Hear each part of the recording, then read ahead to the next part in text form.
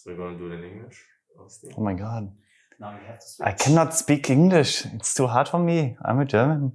Can you maybe introduce yourself for the people who don't know you?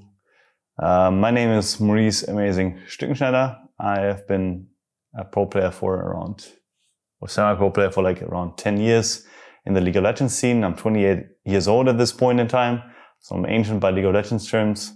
And yeah, I am looking to compete in the summer split of the Prime League for Team MOUZ. Let's talk about MOUZ. What is your first impression of MOUZ and the team as the only newcomer of the 5? Well, it's definitely good that you already visited twice, I guess, and this is the second time, which is something that you don't necessarily expect from at least in my head, from a Prime League org, that they actually commit to the players and really try to get them into the fold. So that's great. Obviously, can't complain about the gear in the background and obviously the clothes. But yeah, when it comes to the team, I was really surprised by their maturity. I was really surprised by their eagerness to win and willingness to work hard. And that is, again, like I may have had a misconception of the Prime League or the standard that it set, but I do think that this team is slightly different because of the experience that they've had at Worlds, right, with Noman's and Boss, and obviously the young and upcoming talent in practice, who obviously as one of my fellow Germans seems to really have the right demeanor to become like not just a semi-pro or a pro, but really potentially one of the top tier pros there is. Like MOUZ is a really old team in esports terms, like ancient like you. What was your thought of MOUZ? Like what did you think about MOUZ before you joined? I only knew them from CSGO, like and partially through League, because obviously they had like some great names in the past. But I didn't really have like a full-fledged opinion. Like it just resonated with me that MOUZ, obviously being an ancient esports org, especially within CS, they were always there. So I knew them from that, and partially from some advertisements that I may have seen, around the block. So yeah, I thought they were. I just knew that they were well established. That's the only thing I knew. So, like you said, you've been in the scene for 10 years. So, in the last couple of years, there are probably a lot of fans who started watching LoL esports and don't know you. Yeah. Can you maybe go briefly through the teams that you played for in the past? I mean, I started out my career back in 2012 with Acer, but I guess that's not as interesting. Like I played with Acer, then I played with. Then at some point I did get the jump to play for Copenhagen MOUZ because Shook got replaced at the time and they thought that I was good enough. Played for the team, we qualified for the LCS. And then, my career took off. I went from Copenhagen MOUZ to TSM, from TSM to Origin, from Origin then to Fnatic, even though that is not the most prideful of times. Then a bit of mediocrity, but then I rejoined Schalke within the LCS. We made it to the finals. I was really proud of that. And then to end my career at the time I went over to the States again. I got to play with one of these, the hoodie org, how you want to put it. Well, even though they're actually really great. But yeah, like it was, I've been in the scene for quite some time. And then I tried out coaching, really hated it. It wasn't my thing, maybe because it was the players, whatever it is, maybe it was the circumstances, maybe because I just had this hunger inside of me that I still wanted to play and compete. And now I'm kind of like looking back to come back. And I think it's the right step for me because I do believe that, I'm obviously a huge Kobe MJ fan, and after watching that Last Dance documentary, maybe I need one of those, maybe I need a Last Dance. When I checked through your Liquipedia, or Gamepedia in League, I was actually surprised to see that with TSM you only was there for like 5 months, right? And to me it seemed like a much longer period because TSM amazing and it's like what I remember you the most for. But I remember back then also like as a German, you were like a bit proud that a German made it to TSM back then. Because there were not that many imports back then. Can you maybe tell us what your fondest memory was of that TSM time? I think the friendships. I think the friendships were really great because we had such a struggle to begin the season with. Like I came over, I wasn't really adaptive to living in LA, living in North America. I wasn't adapted to kind of the high stress environment. So I really had to learn, and my teammates kind of had to learn to deal with me supposedly. And yeah, like we kind of bonded, and especially over the last half of the season, we really became a team, right? So all of us, especially Darius, me, Björk, we kept meeting up to kind of like talk about the days afterwards, and it felt like, I don't know, like soldiers in the trenches in a way. Like that's how it felt like, because we kind of were up against all the social media. There were Monte and Thorin at the time. We were against like all the odds. And at some point, especially when Last Boy joined, like it all clicked. And I don't know, like I guess the friendships, and then especially that LMQ series that we played when we qualified for Worlds. Afterwards, I just sank in my chair because I was like, man, how can I make it to Worlds, right? And I just, like, I remember playing the last half minute, I guess, like just playing like this. Sorry for the noise. But like I've just played like this because I was just like smiling in my chair, and I just right click Nexus and try to end the game, So, and afterwards I just sank on the floor. I just sat on the floor. I was like, man, I can't believe we did this. So I think that was probably my funnest memory.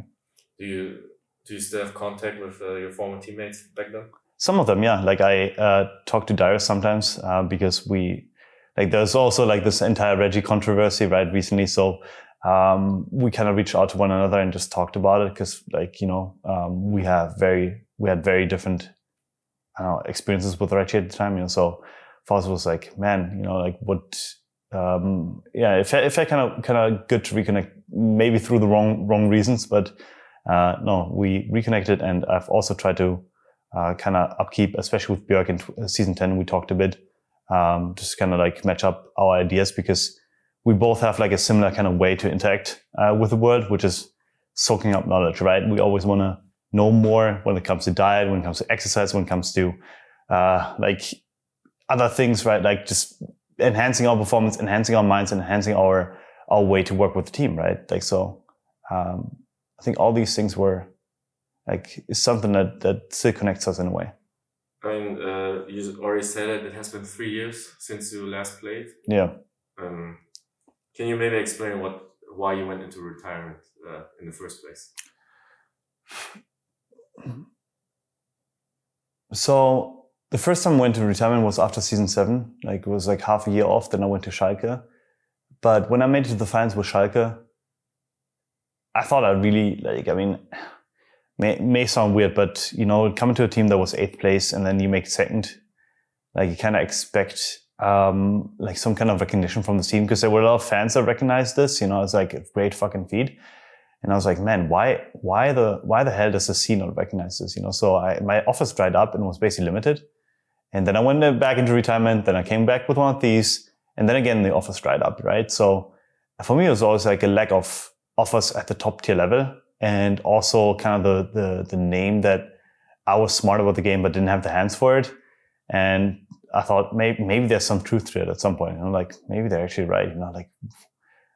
So I went into retirement, tried coaching. And yeah, let's put it this way: when you're a professional player, especially with someone like that has a work ethic like me and that has like an approach to the game and life like me, right? Like I'm really intense, but I really take things seriously. When something is within my life, within my grasp, like I put 100% into it, 110%. And when I see like a lack of effort from other people around me, when I see a lack of effort of like taking it as serious as I did, especially after my initial phase of retirement, right? When I came back after basically being relegated, like I really had a different approach to the game, and a bit different approach left, that I really want to grab everything by the balls, as one would say. And I didn't see the same kind of fire in other people. And that to me was really disappointing, because I thought my standard of approaching the game and approaching life to this way is the right standard. And I don't think anyone should disrespect the game to that extent. I think that's what really put me off of coaching. So I tried content creating for a while, but that wasn't really it. And then I was like, man, I really got to pull myself up by the bootstraps and go back to playing, because that's what I want to do. And honestly, whatever other people say about me, like in terms of mechanics, in terms of hands, whatever it is, maybe even other things, right? At a certain point, you just have to say, fuck him. Like, I don't care. You've been saying this about me for years and years at a time. I was washed up in season 6. Made it back to the finals. I was washed up in season 8. I made it back to the finals. who the hell cares? What do you think? And that's where I'm at right now. Let's address the elephant in the room a bit. Obviously, it was leaked that you're going to join us, and there were a lot of comments about some of your tweets that you did in the past. We had a little talk beforehand where you also gave me a bit more context around the topic, right? Yeah. With your health. Can you maybe not explain the tweets, but the circumstances that surrounded you? After season 6, I came back from the States. I traveled to Santa Cruz for a month. I stayed there. I came back, and I don't know what happened, but I guess over a very short period of time, I got a sinus infection there. I also fell on my hip and my face, as dumb as it sounds. I had so many things happening at the same time. So I got I literally had a sinus infection, stomach infection, fell on my head and my hips, and I come back from the States and I literally couldn't sleep. I came back and the most I could do is 2 hours at a time, right? I slept for 2 hours, woke up, 2 hours, woke up, right? My health issues became worse. I literally my entire body started burning. Maybe it was literally just, I thought at the time, man, what is happening, right? I lost a lot of weight. I went down from 72 kilos at the time to 67. I could literally grab my spine. That's how bad it was, So my health deteriorated very, very quickly. And then when I joined Fnatic, I was like, I'm going to try to kind of fix this. And I just couldn't fix it. I couldn't fix it. Every single day I woke up and I was like, man, this is getting worse and worse. And then towards Summer Split especially, I had one instance where I knew this is fucked up, right? I went to a doctor and I went there and I was like, man, I really need help. I don't know what's going on, I don't know what's going on. My entire body's burning. And what was told me for the umpteenth time, it was basically the 30th time that someone told me this, it's probably just stress, you're just imagining things. I'm like, no, I know my body. I've been under stress for years and years at a time, right? I've been under this stress for even higher stress levels before this. This is not how my body reacts to stress. My body shuts down after some point. It's after 3 months, 4 months of full-time playing, you're like, man, I really got to rest. But during that time, I don't stop, right? But my body it just didn't respond to stress in the same way. It didn't respond to anything anymore. I couldn't be properly in a relationship anymore because my health was deteriorating. I couldn't properly play anymore because my health was deteriorating, and vice versa. All the things happening at the same time, right? The ability of not withstanding the responsibility of losing a girlfriend, losing your job, losing your health at the same time. I was like, Jesus fucking Christ. Everything broke apart for me within a year period after being at the highest level of highs, right? Basically being, I don't want to say not like a god, but it kind of felt like that way. And suddenly everything is taken from you within a year, and try to fix it. Nothing works. Next year I come back. I finally have a doctor who's taking me more seriously. The man does some tests and he says to me, well, you know what that is? I don't know how people missed it, but you have Hashimoto's thyroiditis, which is basically an autoimmune disease where your thyroid kills itself, basically. It just destroys itself. In the initial period, you usually have a period of overproduction and then underproduction. So in the overproduction period, my body was burning. I lost weight rapidly, right? And that may have been there for quite some time. I just didn't know about it. But when the down period happened, right, where the underproduction is happening, your body does not, it just doesn't withstand anything anymore, right? You're literally lethargic. You can't do anything. Next year, issues persist. I go to one of these, still have sleeping issues, still have these issues. My body doesn't respond well to the new surrounding, whatever it is. Next year, I'm in Misfits, same issue. I literally couldn't respond to stress properly. I could burn out within a week or two instead of lasting 4 to 5 months. And now they ran different tests after some time, and then they realized, man, you actually have the reason why you're not responding to stress is because your body is never recovering from disease, right? You have this Hashimoto's, which is kind of fixed, but you actually have an immunodeficiency that you're running with, and your body is literally just getting infected by everything. So if you, for example, if I went outside or whatever it is, I had some kind of stress and had some kind of people that had colds, whatever, I'll get the cold. People that had fever or some kind of flu, I got the flu instantly. So every single time there was anything that could literally make me sick, it would make me sick because of probably a hereditary immunodeficiency, and then that was basically filled up by. I went to doctors for like half a year, and I literally had to sit there for 2 hours, getting like something basically like just a IgA, I think it's how it's called, like basically just like an immunoglobulin, which is basically like filling up your immune stores, and literally had to just sit there and wait for it to happen. So it's like did that for half a year, and last year, especially the last half a year, I've gained a lot of weight, for worse or better, for better or worse. But I've been finally feeling like, like the John Wick meme is like, like people have asked me, are you back? At this point, I feel like I'm back. So because like my health is really there, and I'm actually mentally in a state where I'm like, I can tolerate, like I've been trying to lead relationships again because my health is not in the way anymore. I don't want to burden anyone with that anymore because I did that in the past. And I'm actually happy to exist again, and I think that is the most important part, because when your health fails, you lose your girlfriend, you lose your job, and you're reset to ground zero, basically. I mean, I can't describe the times like at the end of season 7, but I'm happy to be here, and this may be a bit emotional, but it's like, it's pretty fucking tough, So and especially last year when I then, like obviously with the COVID pandemic, to kind of tie that in, right? Yeah. From my perspective, it was like, well, there are certain things that obviously I expect the government to do, and I expect like my fellow people to have to do.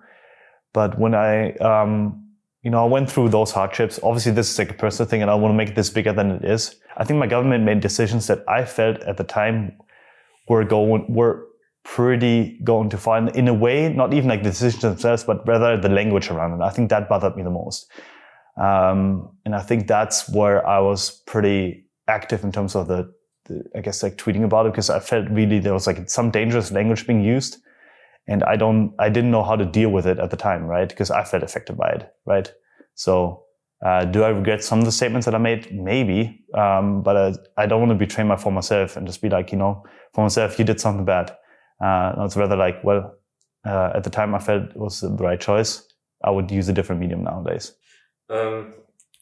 You talk about your health issues. Was that also one of the reasons why you retired? I'm too insane for that. Let's put it this way. My brain was like, you know what? You're just gonna be that thing. You're just gonna push through. Just push through. But at some point you realize that, man, the average person, right? When he goes about his day, right? He wakes up at 8 a.m. in the morning. He goes to sleep at, like he does his work, whatever it is, 9 to 5, then goes to bed at whatever it is, right?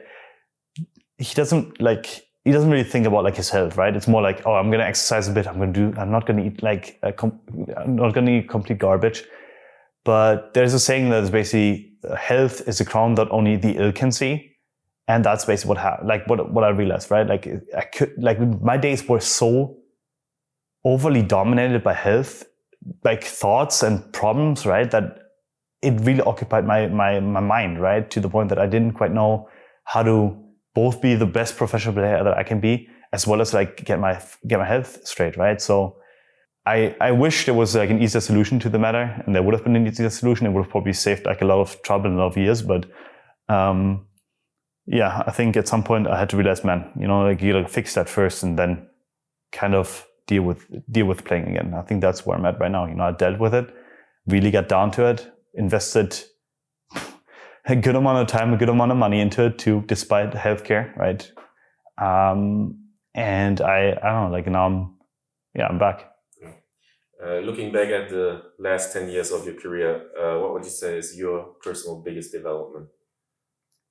I think as a human, like I used to box people into the black and white kind of scenario, right? Where I was like, man, this guy's good, this guy's bad, like from like both a playing standard, but also like from a human standard.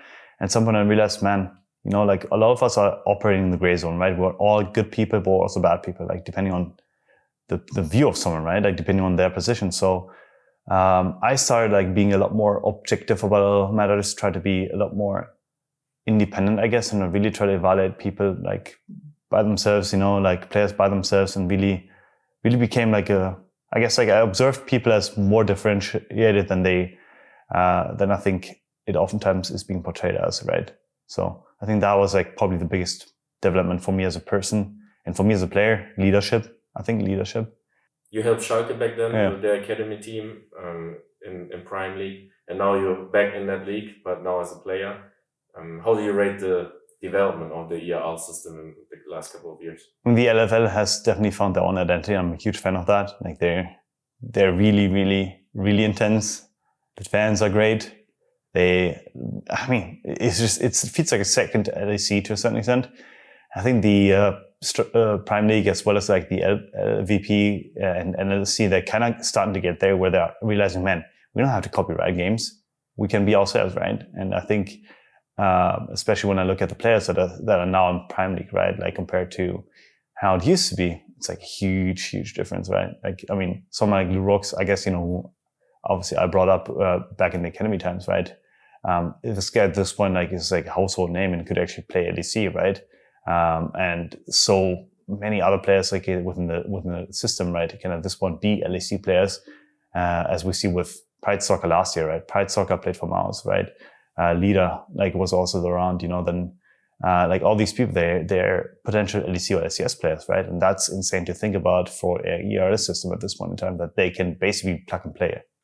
What do you think you can bring to the German league scene now, being back in the Prime, or not being back, but like as a player in the Prime? Well, I would say brains. I would say attitude. I would say a certain amount of cockiness. Some last questions. Do you know that Polish fans also call you a Polish player? Yeah, tu Polako w teamie. Yeah, because of one of the casters who said he's going to support Schalke because they have two Polish players. One that are amazing. Yeah. It's a pretty good meme. I like it. I like the Polish people anyway. Favorite Polish dish or anything like that? Well, I like Krakow, the sausage, which, like they make honestly, they just make really good sausages. I think that's what it is. What are your goals of the team and also your personal goals? Win everything if we can. That's basically what it is. Like I don't want to be like, I think I recorded this one, it's on an Origin video. I was like, if we make it, I was like kind of dramatic, I was like, we make it top 3. I mean, top 1, 2, I'm good.